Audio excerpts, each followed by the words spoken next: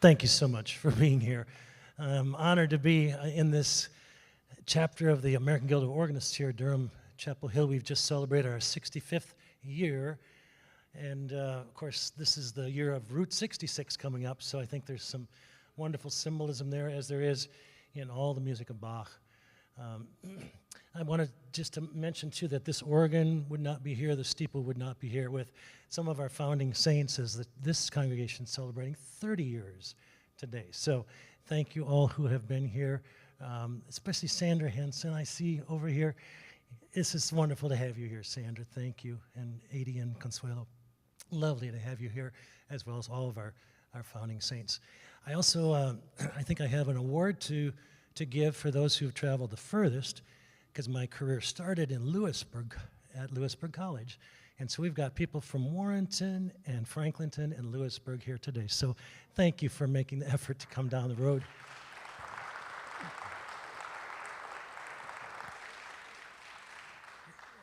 Through these years of working in the church, so many people have supported me, this congregation not the least among them. Now, I know my wife says I can't multitask, but I do want to tell you something about the next piece. So I'll try. I wish I could play it while I'm speaking. But this book, this little organ book, Orgelbüchlein, little organ book, try to put them both together, by Bach, was meant to teach other organists how to play, because the organ was really a cutting-edge instrument in Bach's era, in that late 17th century, early 18th century. So, and this organ does all kinds of things. It can play what I record. It's a wonderful, wonderful instrument. So this piece is like from the late 1500s, and in that day and age, the average person would have traveled only 7 miles from their hometown. That would have been their entire lives. We are much more mobile than that now, but such a happy song. This is the first time the Bible was translated into German, and people could read Scripture and they could sing their own songs. Some of them were old drinking songs or dance numbers.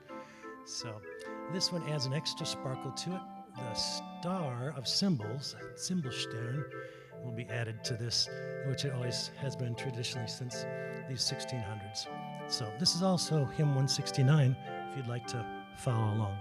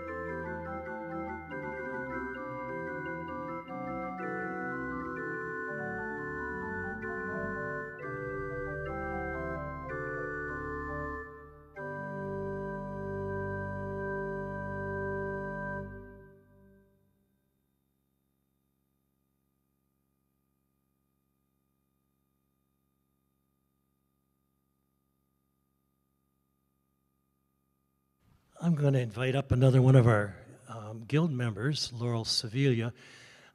Nick and Laurel came through those doors 17 years ago, and we were working on the Bach Magnificat for our Christmas music. and I really needed some help in playing the upper three parts for the women, and I was taking the men in rehearsal. And Laurel said, I can help, and she sure can. She's had a 50-year career on the bench in the Long Island area, right, where you eat lobster. Hey, she's a joy, and they've been really wonderful friends here to us through the years. And Laurel and I play together often in this space or on concerts. We do 2 benevolence concerts a year, and that instead of a ticket, you can, buying a ticket, you get to contribute to a charity outside in our community. So we're using our gift of music to fill out Jesus' call to help the lost, to find the lost, help the needy, and to feed the hungry. So this happens to be my wife's favorite hymn, but it's one of our favorite arrangements. So thank you, Scarlett, for all the food that's going to be here shortly after this after the recital. Laurel Sevilla.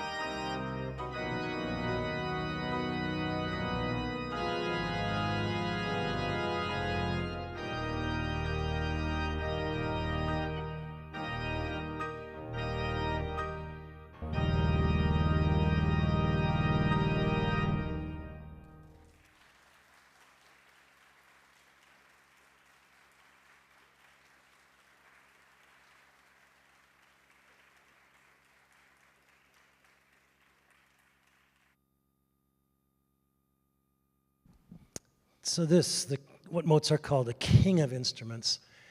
I'd show off my socks since I went to all the trouble to pick out some music socks. So, is capable of doing all kinds of things, solo literature, accompanying the singing, of course, and adding instruments to it. I'm going to give my good friend Eric here an A, and we'll start this again here.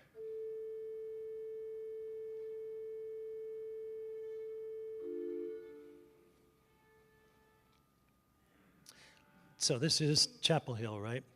And Cherry Hill is a plantation home that was donated by Edgar Thorne upon his death. It houses a 9-foot concert grand piano, Steinway, and several artists that we've had here, Nicolas Duchamp, Solomon Eichner, who lives out here, concert pianist. They've performed. I've had the fortune of performing on that, often with Eric by my side. My daughter has performed there. So if you're looking for something to do on a lovely Sunday afternoon, it's about an hour and 20 minutes from here on the other side of Raleigh. Cherry Hill Concert Series, Chapel Hill, Cherry Hill. I can't commend that space and the hardworking people there that keep that estate and its gift of music going to Warren County and the surrounding areas. This next hymn is not only on the program because it's a lovely hymn, but it was sung at our service 30 years ago in May when this congregation received its charter from the United Methodist Church. So you can notice the music printed next to your, there on this side, and it says all, or men, or women, whatever. You sing when you're invited to sing. And we have some lovely singers in the house here. You'll see the next two artists. Dallin Baldwin is over here. Tim Baker is back here. And I know we got some great musicians in the house as well as my choir members. So please lift up your voice heartily. Verse 4 is sung as a canon.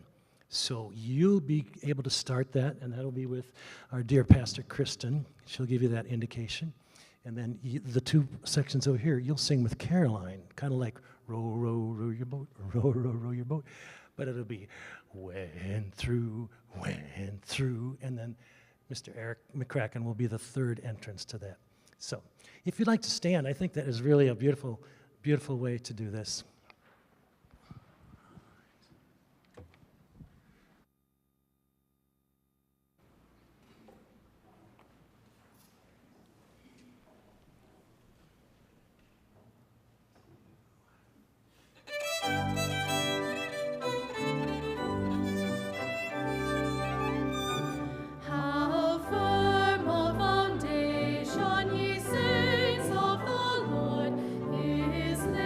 For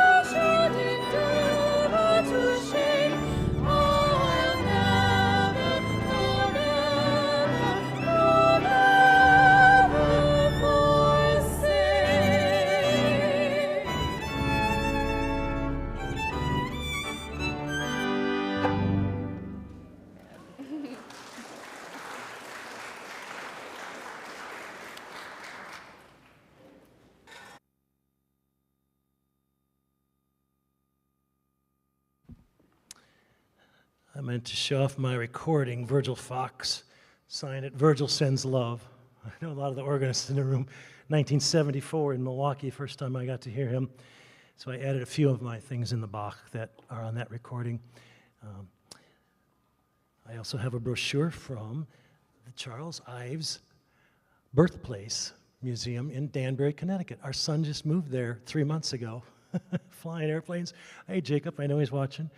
And he's quite the musician himself, as was our daughter, Caroline, here, singing that second part. So you can look at some of that afterward. For now, though, we'll hear these variations on America, written when he was about 17 years old. He eventually decided, actually his father decided for him, they were a banking family. He couldn't make a living in music, whether he tried to please the crowds or whether he just tried to write his own music, a lot of it experimental. You hear some music in two keys at the same time, very clashing. His father was a bandmaster of the whole town of Danbury, experimented in many ways with that, cutting edge, finally won the Pulitzer Prize for his third symphony in 1954. And these variations are just a hoot. If you want to laugh during them, that's just fine. But certainly, in honor of our 250th anniversary of this country's birthing, I lift this up to you, and thank you once again for your being a lovely audience. And here's Charles Ives, and I know there's lemonade and cookies following this recital.